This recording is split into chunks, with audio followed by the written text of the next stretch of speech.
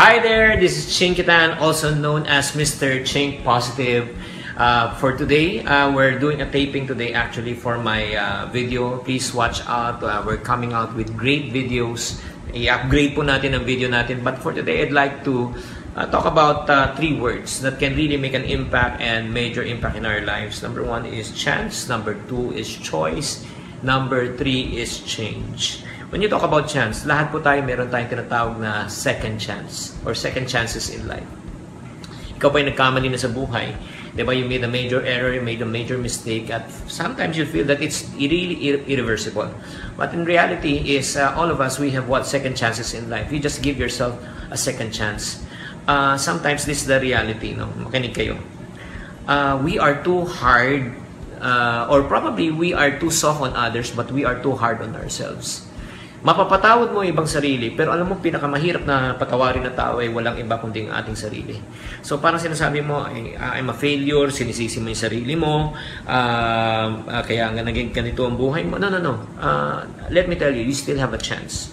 Why? Number 2, let's talk about choices. At the end of the day, you and I have a choice.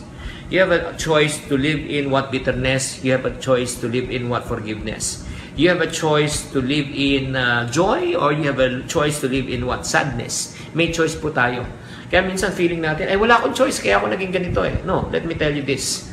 Kung ikaw man naging mahirap ka, naging failure ka, or let's say nakita mo ako, naging taong grasa na lang ako after so many years, no, you need to tell me, Chinky, the reason why that you are the person that you are today because that's the way you chose to be. Pinili mo yan eh.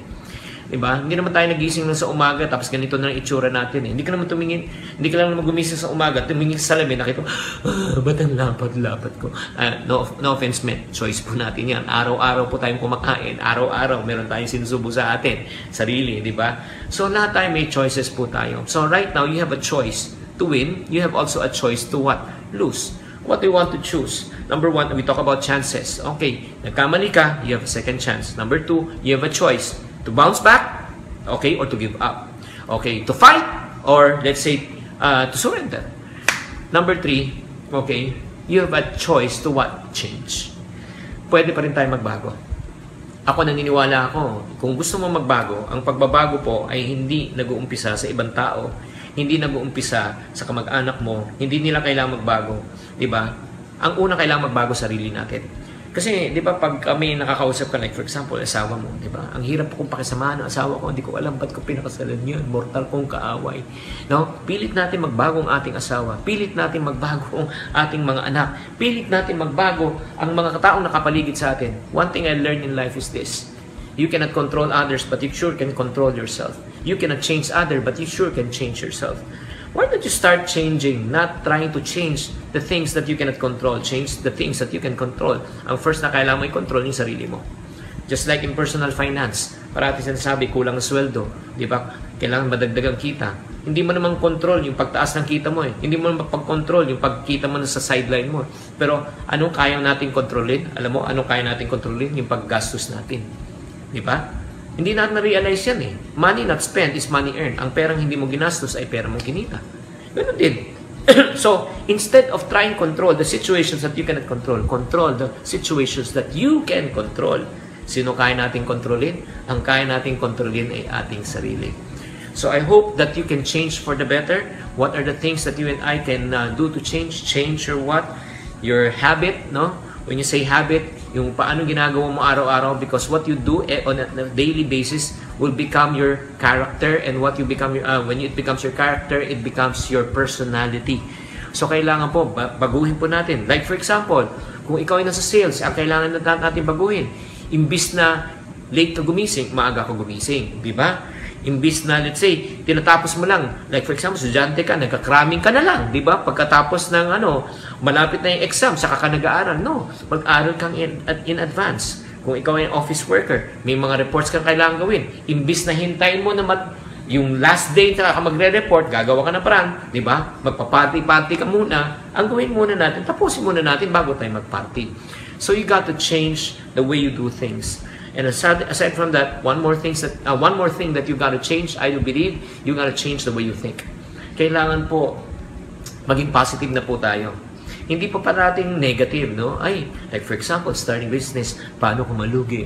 Paano kung walang bumili? 'Di ba? Paano kung, let's say, magsara negosyo ko? Ay, negative yan. Eh, kung gano'n ka lang mag-isip, huwag ka na mag-umpisa. Bakit? Malulugi ka. Because where your mind goes, the man follows. 'Di ba? Kung saan yung isipan mo, doon ka papunta.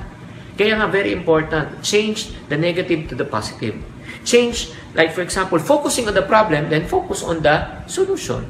Change in the sense of what? The way we do things. If you change your mind, if you change your what? Your life. So 3 things that I hope that can really encourage you today, mga kapatid. Number 1, you got the second chance in life. Number 2, you have a choice. Choice to win, choice to lose. Number 3, you can still what? Change. And the most important thing is this. I do believe if you really indeed want to change, you got to put your hope in God, because it is only God who can change a person's mind. It is only God who can change a person's heart. I do believe in myself that apart from God, we are nothing. Hindi ko kakayanin itong ginagawa ko kung wala patnubay ng Diyos, kung walang gabay ng Diyos. Para sa mga taong, let's say right now na nakikinig ngayon, and I hope it ministered to you, it helped you a lot. If you're going through tough times right now, let me tell you the truth. You have a chance, you have a choice, and you can what? Change. I hope this short session is able to enlighten you. For more further information, please add me on my Facebook account so that you can get more live notification when I broadcast. That's number 1. Join me on my Twitter, my Viber account also. Go to Viber, go to public chat, and then click search for Chinkitan, and then click like. And also, so my YouTube account, I also have lots of videos at YouTube account. Thank you very much for tuning in this Chinkitan saying, to every problem, there's always a solution. If you're not part of the solution, you're part of the problem. Always think positive.